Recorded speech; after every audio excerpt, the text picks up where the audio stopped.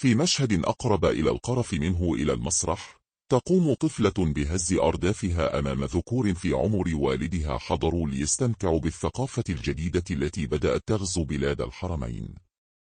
هذا المشهد المقزز شهدته مدينة جدة برعاية جمعية الثقافة والفنون وبحضور رجل الأعمال السعودي المعروف أحمد بن ناصر العبيكان.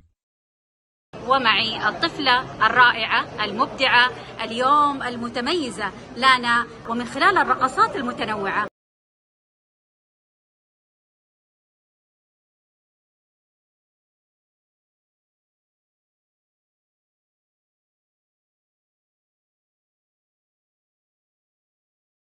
شفنا ماما معاكي وبابا داخل الكواليس، داعمين لك. أكيد في تدريب في البيت. كيف شفتي تجربتك اليوم في الرقص؟ مرة حلوة، بالذات إنه في جماهير كمان يدعموني بعد أهلي.